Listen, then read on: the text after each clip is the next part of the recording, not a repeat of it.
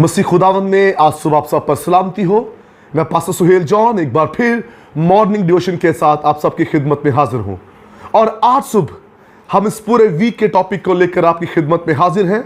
और आज की सुबह मैं आपको बताता चला जाऊं, हम एक नए टॉपिक को आपकी जिंदगी में एक नए बीज को बोना चाहते हैं ताकि आप इसके वसीला से बरकत पाएं। आज सुबह का हमारा टॉपिक है बरकतों की बेकदरी, और इसके लिए हम हवाला देखेंगे पैदाइश की किताब है और उसका 25वां बाब और उसकी 29वीं आयत से लेकर 34वीं आयत मुकद्दसा तक खुदा के कलाम में से हम पढ़ेंगे इसको।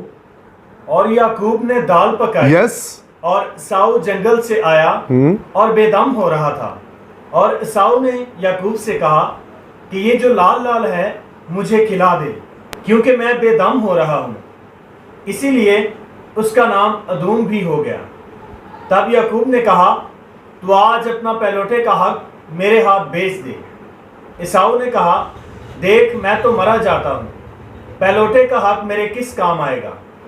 तब याकूब ने कहा कि आज ही मुझसे कसम खा। उसने उससे कसम खाई और उसने अपना पहलौठे का हक याकूब के हाथ बेच दिया। तब याकूब ने एसाऊ को रोटी और मसूर की दाल दी। वो खा पी कर उठा और चला गया। यूं एसाऊ ने अपने पहलौठे के हक को नाचीज जाना। कलाम मुकद्दस के अंदर लिखा है कि एसाऊ ने अपने पहलौठे के हक को नाचीज जाना।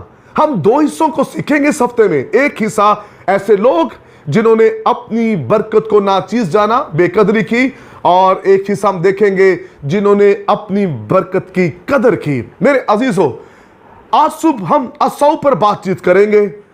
कलाम खुदावंदी में लिखा है कि जब एसाऊ जंगल से शिकार करके थका हुआ वापस आता है तो अपने भाई याकूब को दाल पकाते हुए देखता है और अपने भाई से कहता है, ये दाल जो तू पका रहा है मुझे खाने को दे। कलाम मुकद्दस के अंदर यूं लिखा है, उसने कहा जरूर दूंगा, लेकिन उससे पहले तुझे अपने पहलौठे होने के हक को मुझे देना होगा। उसने कहा, ये मेरे किसी काम का नहीं है, मुझे इस वक्त दाल चाहिए, खाने को चाहिए।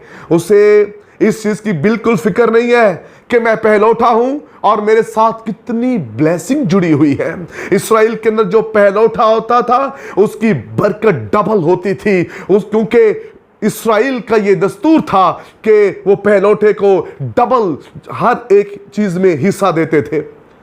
और कलाम मुकद्दस के अंदर लिखा है कि एसाऊ ने अपनी बरकत को, अपने पहलौठे होने के मकाम को, अपने उस इख्तियार, अपने ओहदे को नाचीज जाना। रोटी के पीछे उसने अपनी बरकत को बेच दिया।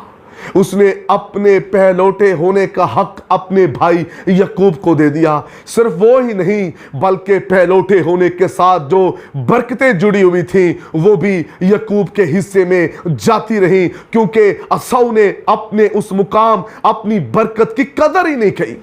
याद रखिए मेरे बहनों भाइयों, खुदा जो हमें बरकतें देता है खानदानी तौर पर, कलीसिया के अंदर जो भी खुदा हमें बरकतें देता है, मुकाम देता है, ओहदे देता है, उनकी कदर करें।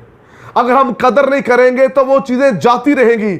और आप जानते हैं ये शख्स एसाऊ अपनी बरकत की कदर नहीं करता, और जब ये कदर नहीं करता तो फिर यही एसाऊ एक मुकाम ऐसा आता है जहां चलाता है अपने बाप के आगे कि ऐ बाप, क्या मेरे लिए कोई एक बरकत भी नहीं है। जो बेकदरा शख्स होता है बाद में वो बरकतों के लिए तरसता है। एसाऊ बेकदरा है, इसे पता ही नहीं है कि मेरा क्या मुकाम है, मुझे खुदा ने खानदान के अंदर क्या ओहदा दिया है, मेरे साथ कितनी बरकतें जुड़ी हुई हैं। ना इसे बरकतों की परवाह है, ना इसे अपने मकाम की परवाह है। सिर्फ इसने क्या किया, अपने जिस्म की ख्वाहिश के पीछे इसने अपनी बरकत को नाचीज जाना और अपनी बरकत को सेल आउट कर कर ये क्या कर रहा है, अपने जिस्म की ख्वाहिश को पूरा कर रहा है। ख्वाहिश क्या है, उसे भूख लगी हुई है।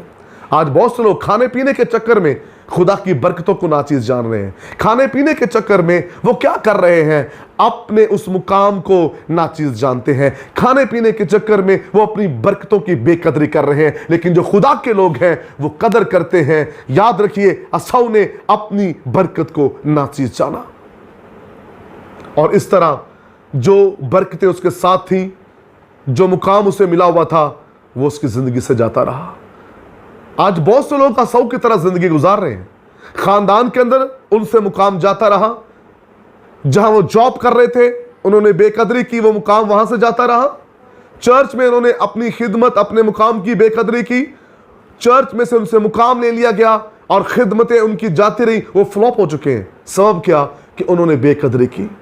जब खुदावंद आपको देता है बरकतें तो फिर उनकी कदर करें।